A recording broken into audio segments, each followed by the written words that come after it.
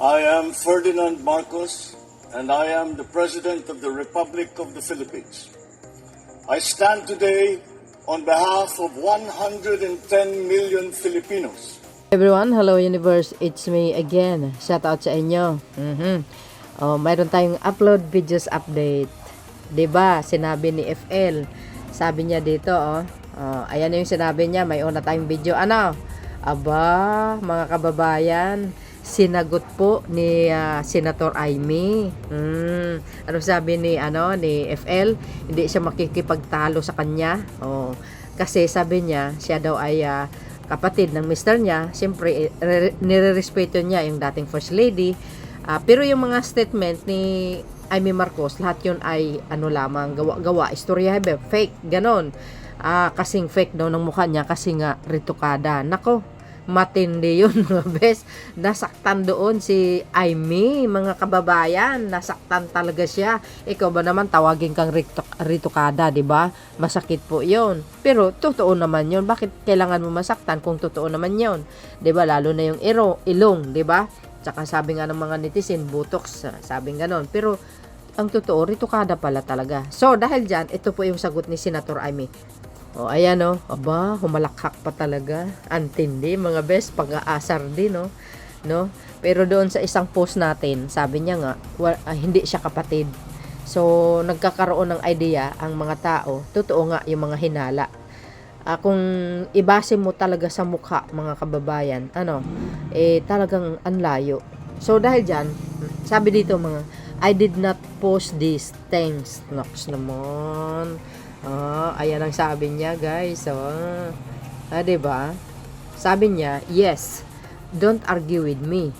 You should thank me. No. Huwag ka makipag-argue sa akin, sabi niya. Bagkus, pasalamatan mo ako. Ipinilit kita sa kapatid ko. Wah! Kahit maganda lahat ng ex niya, aba, ikaw ang pinaka-ugly. With biggest tummy full of the drugs and wine. Tingnan nyo, para siyang bata. Ang puto need edit, pero ang hair follicle test hindi nariritoke. Diba? Pero tandaan po rin natin, mga kababayan, ang sabi po ng tawag dito, ang Sintlong, ang Pangulo is negative. Pag negative ang Pangulo, ibig sabihin negative din yung First Lady. So, wala naman siguro sa katauhan ng First Lady na gumagamit ng bawal na gamot. Obvious po yun. Kasi yung, katulad ng sinasabi ko, ang statement ni Senator Amy, statement po yun sa paninira sa Pangulo dahil sa kanyang ambisyon na magiging vice presidente. At isa pa, yun pong statement na yun, yung statement for distab laban sa kapatid niya. Hindi, obvious po yun. Yan po ang aking nakikita. Obvious po yun. Malinaw na malinaw. Kasi, wala gipit na sila Bakit?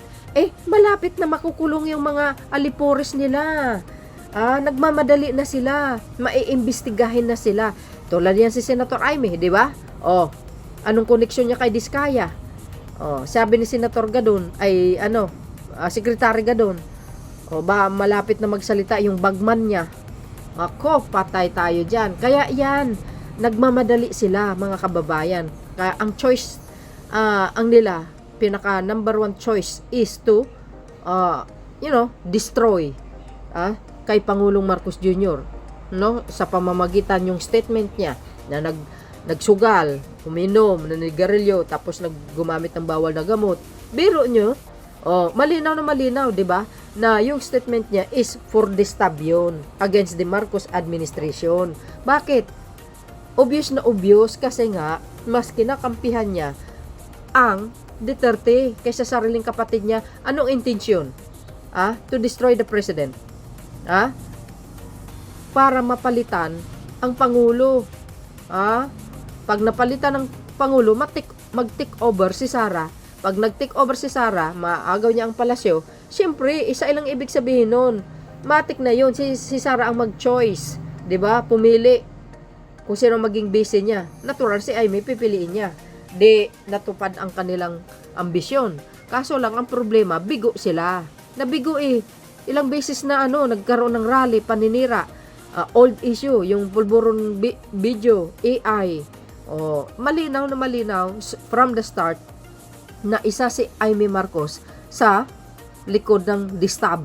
Hindi, ito opinion ko lang to mga kababayan. Kasi nakikita ko ang galaw yan, tulad yan. Pagbintangan mo yung hipag mo, dapat mayroon siyang kalakip na ebidensya kung talagang totoo. Pero kung yung mga hersey, mga salita lang, hindi po maniniwala ang taong bayan dyan Kasi malinaw na malilaw yung paninira mo sa kapatid mo. Actually, nakakuha si PBBM ng simpatya. Ulitin ko yan, mga kababayan. Totoo yun. So, dahil tulad yan, ipinipilit kita sa kapatid ko. Talaga lang. Pinipilit mo. Pero dahil maganda kasi, si FL noon, hindi na siguro kailangan ipilit dahil galing sa marangyang pamilya, Araneta, kamo. At saka isa pa, abogado. At maganda naman. 'Di ba? Maganda siya. Kung ipipilit niya, paano naman yung puso ni Pangulong Marcos Jr. kung talagang hindi niya gusto si FL? 'Di ba? Kung kahit ipipilit niya, kung ayaw ng Pangulo, walang magagawa si FL. Kaso lang, siyempre, ang Pangulo na-attract din. Kasi magandang babae yan, guys. Si FL, crush ng bayan nga araw yan ayun, sabi niya. Biro nyo, talagang magaganda yung mga ex niya. Okay lang yun. Siyempre, pass is pass, natural. Hindi mo hawak ang puso ni Pangulong Marcos Jr. kung sinong gusto niya, kahit magagandang babae yung nagiging ex niya. Ikaw ang pinaka-ugly with biggest top. Sus nako. Walang pinagkakaiba kay Sara Duterte. Ang tawag niya kay FL nga, penguin kamukha ng penguin. Pero tingnan mo mga itsura nila. 'Di ba? Ang sama ng pag-uugali nila. Ayan Biro nyo yun. Ayan lang sabi niya, anong sabi niya diyan ikaw na ang pinaka ugly with biggest. Ayan, sabi niya. Full of. Alam nyo na. Grabe. Napaka-toxic itong babaeng ito. Sama ng pag-uugali. Statement of Senator Amy Marcos regarding the reaction of Lisa Marcos. Biro nyo yun, mga kababayan. Ang tindi nito, ang sama ng ugali. My goodness. Saan ka makakita ang klaseng hipag na ito? Kaya talagang hindi naman talaga sila magkakasundo. Pero alam nyo naman po, ang ugali ni FL, very professional po yun. Dito pa lang, nakikita nyo, para siyang batang maliit na inagawan ng toys. 'Di ba? Hindi lang makuha ang gusto niya. Palagay ko ito si Amy, fully inggit ito. Napaka-inggitera niya sa kapatid. Pero kung totoo yung guys na sinabi na hindi talaga siya kapatid, there's a reason kung bakit siya ganyan nga, na kaya niyang ipagkanulo yung sarili niyang kapatid. 'Di ba? Obvious, Senator Amy, parang bata na inagawa ng laruan hindi lang nahiya. 'Di ba? Nakikipag-away talaga sa social media, my goodness. Talagang napaka-toxic niya. Talagang totoo yung sinabi na hindi talaga sa kapatid. Wow.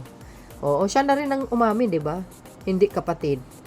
Kung hindi ka pala kapatid, bakit ka naninira? Di tumahimik ka na lang. Hindi mo pala siya kapatid, wag tumahimik ka na, wag ka nang manira. 'Di ba? Tanggapin mo na 'yun. Ikaw na nagsabi, hindi mo kapatid, kaya wag ka nang manira.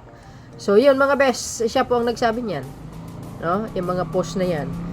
Puro tawa pa. Tawang pangaasar, pero naasar siya sa sinabi ni FL na ritokada at saka botox. At piki yung ilong. Naku, patay tayo dito, guys. 'Di ba? So, ayun. Patay. Nakaka-hurt yun, mga best. So, yun, mga beswa, ang aking pinaka-latest update. See you again on my next upload. Bye, bye, bye, and baboos. God bless, Philippines.